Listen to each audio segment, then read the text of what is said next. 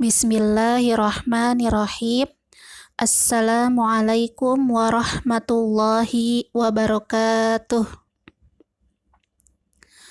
Sobahul khair, salih-salihah.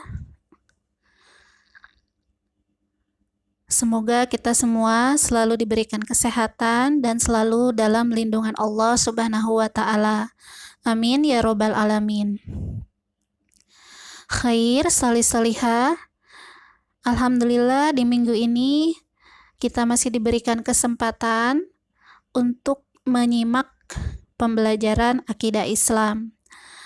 Salih-salihah yang dirahmati Allah, di minggu ini Ustazah akan memberikan ringkasan materi akidah Islam semester 1 kelas 2 untuk mempersiapkan atau persiapan penilaian akhir semester 1. Nah, mudah-mudahan kita semua diberikan kemudahan oleh Allah untuk menyimak dan juga mempelajari materi akidah Islam semester 1 di kelas 2 ini. Amin ya Robbal Alamin. Khair, salih-salihah. Sebelum kita mulai, mari kita membaca doa terlebih dahulu. Bismillahirrahmanirrahim. Rabbi zidni ilman warzuqni fahman.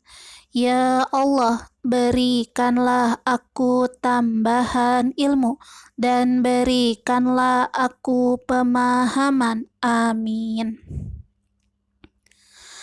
Khair, salih-salihah. Silahkan ya disimak dengan baik audionya, dicermati.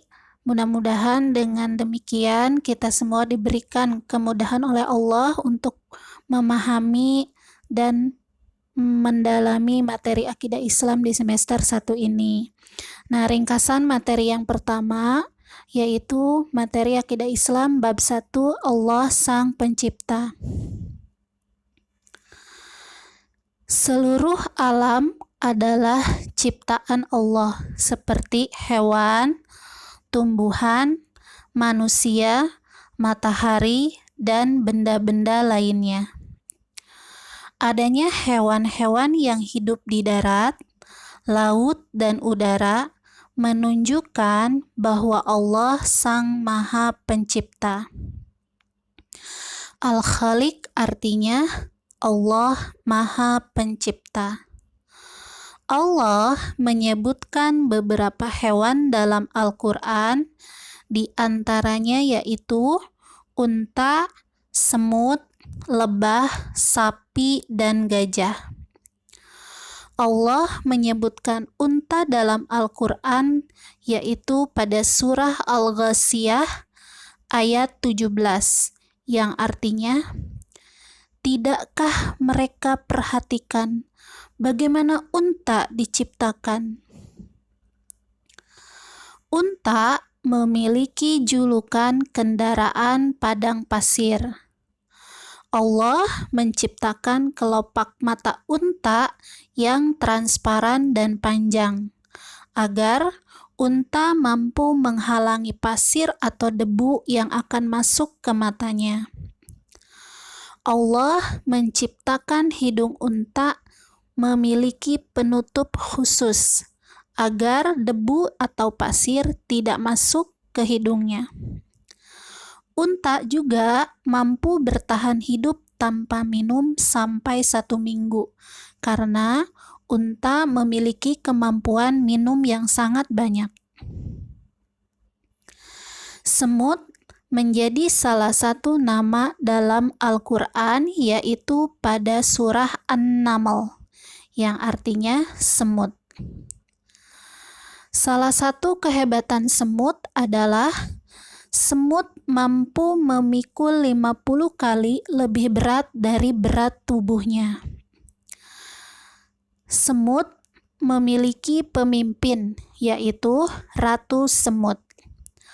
Allah Subhanahu wa Ta'ala menciptakan semut untuk mengajarkan kepada manusia tentang pentingnya kerja sosial atau kerjasama dalam masyarakat utamanya dalam hal tolong-menolong, gotong royong, dan tanggung jawab. Lebah adalah salah satu makhluk Allah yang memiliki banyak manfaat bagi manusia. Lebah menghasilkan cairan berupa madu. Madu adalah obat segala penyakit bagi manusia. Allah Subhanahu wa Ta'ala menyebutkan lebah dalam Al-Quran, yaitu surah An-Nahl ayat 69, yang artinya, dari perut lebah itu keluar minuman madu yang bermacam-macam warnanya. Di dalamnya terdapat obat yang menyembuhkan bagi manusia. Allahu Akbar artinya Allah Maha Besar. Nama raja yang menyerang Ka'bah adalah Abraha. Burung yang diperintah Allah untuk melawan pasukan gajah adalah ababil. Burung-burung yang diperintahkan Allah untuk melawan pasukan Abraha membawa batu-batu panas membara dari neraka Sijil. Dari kisah pasukan gajah dan burung ababil, kita bisa mengambil ibrah atau pelajaran, yaitu 1.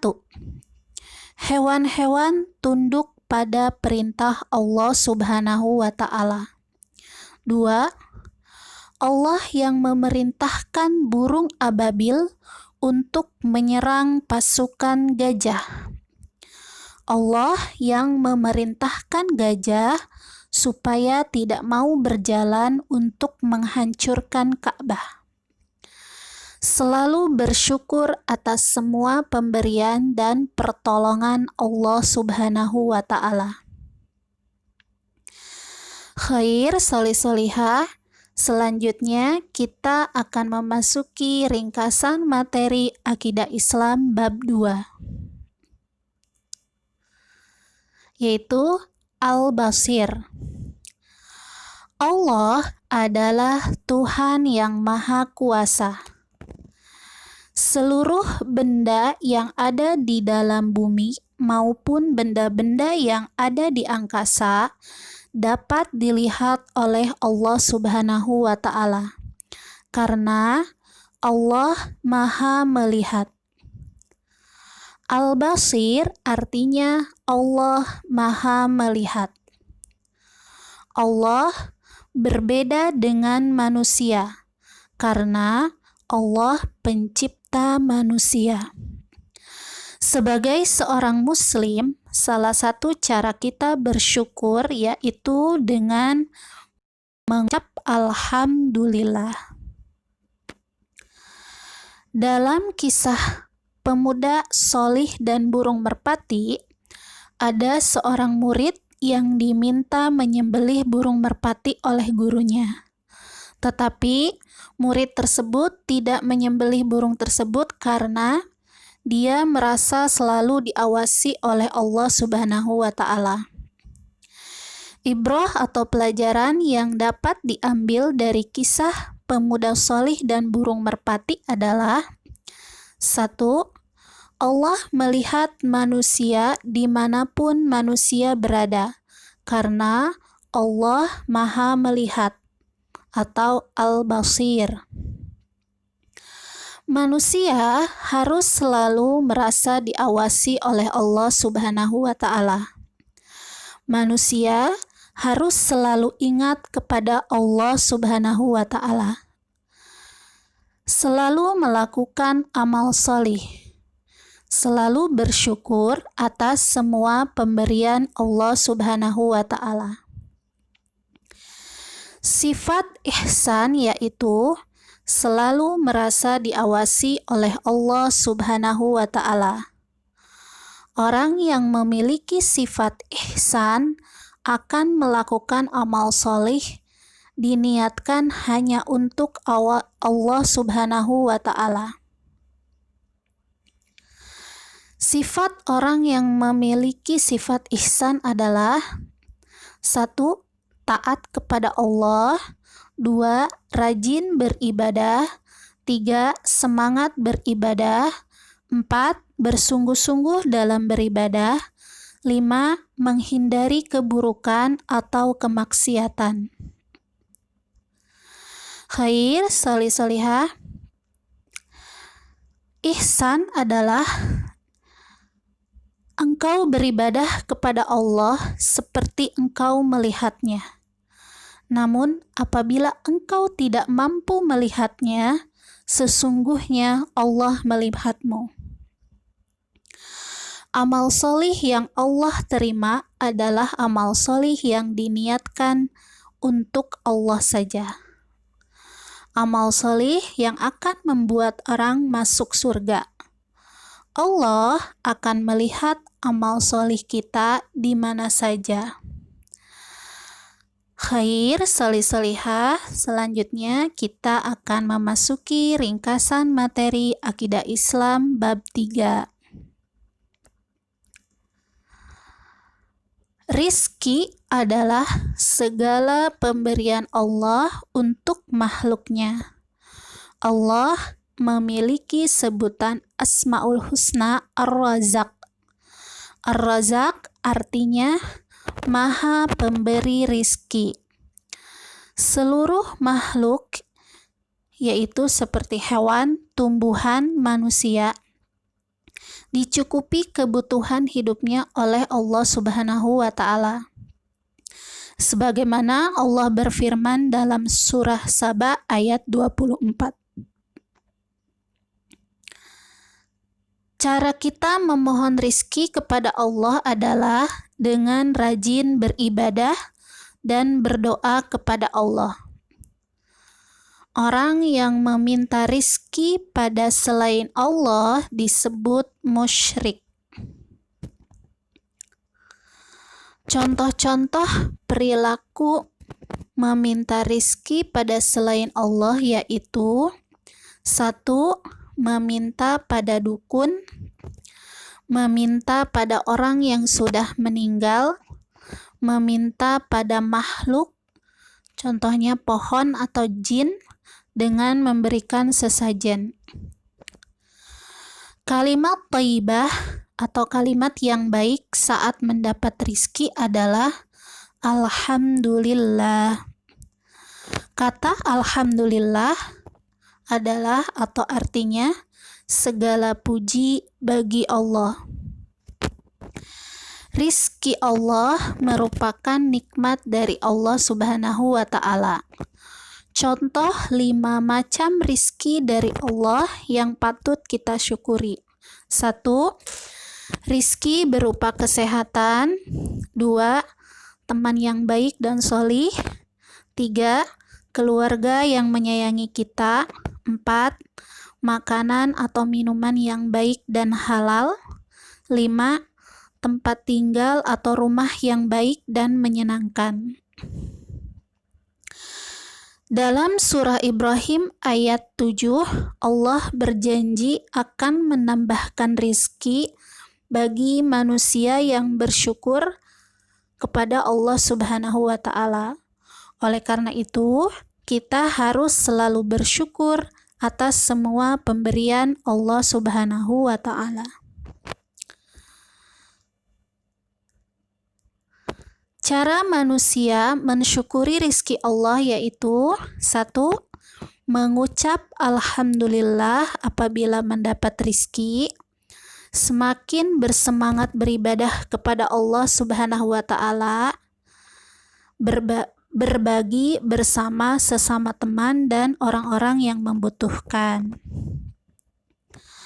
Orang yang mengingkari nikmat Allah disebut kufur.